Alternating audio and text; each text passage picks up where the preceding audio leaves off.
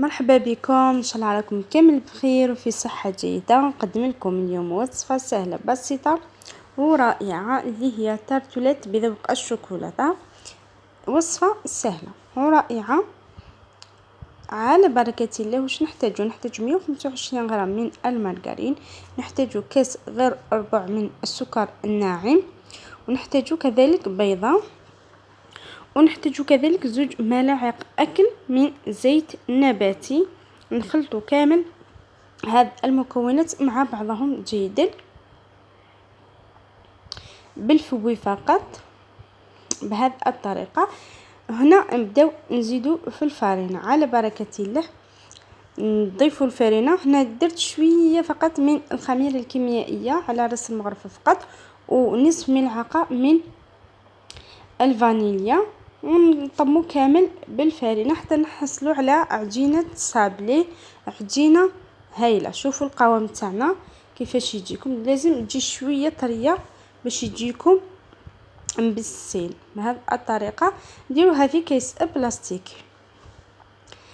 بهذه الطريقة باش ما يضربهاش الريح. ونجيو نخدمو في ليمون تاعنا بلا ما ندهنوهم، بلا ما نديرو زبدة ولا زيت ولا اي حاجة، فقط نبداو بهذه الطريقة افضل.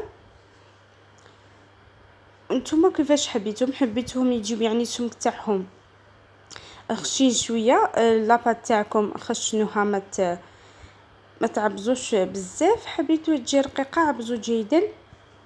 كي تكونوا تخدموا في المول تاعكم يبان لكم كيفاش. وهنا الزوائد تاعنا نحوهم بالموس بطبيعه الحال. شوفوا طريقه سهله.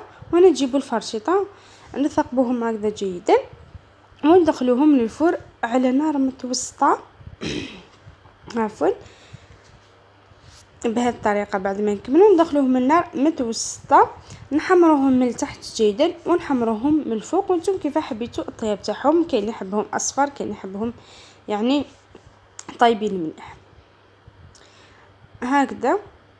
وانا درت لهم في الحشو تاعهم درت لهم شوكولاته تعطل، درت لهم شويه جزء من الفوق فقط بالتزيين اختياري. شوفوا لي فوم دو طاغ تاعنا بعد ما طابوا هذه الطريقه. شوفوا طابوا ما شاء الله، وتنحوا يعني فاسيلمون من الليمون تاعهم.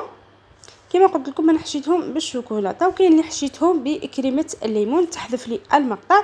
هنا باش نديروا كريمه الليمون عندي 2 مغارف تاع نشا، نصف كوب من عصير الليمون، وعندي كذلك 2 مغارف تاع السكر. نخلطوا هذه المكونات جيدا. شوفوا 2 مغارف تاع السكر هذه بالنسبه لعجينه الليمون، ونحطوها فوق النار حتى تجمد جيدا. وديروا لها ملعقه زبده بعد ما طيب، نحركوها جيدا. ونديروا لها غلاف يعني نغلفوها هكذا باش يكون، ونعاودوا نضربوها فيما بعد ونعمروا لي فوندو طاغ تاعنا. هنا النتيجه بعد ما طابوا كامل ودرت لهم شوكولاته تاع الطري. وانتم احرار يعني الحشو اللي حبيتو تحشو لي طارت تاعكم. جربوها وجات هايله لاباط تاعهم تتفتت ما شاء الله. كل ما يريحوا هنا غير كما عمرتهم فقط كانوا سخونين شويه، كل ما تقلوهم يريحوا كل ما يزيدوا يطراو جيدا. والنتيجه ما شاء الله لاباط تاعهم بزاف هشيشه بزاف بنينه معتدله في السكر تاعها، والقوام تاعها بزاف هايل. ان شاء الله تجربوا هذه الوصفه، ان شاء الله تنال اعجابكم. ما بقى لنا نقول لكم الى وصفه اخرى، والسلام عليكم.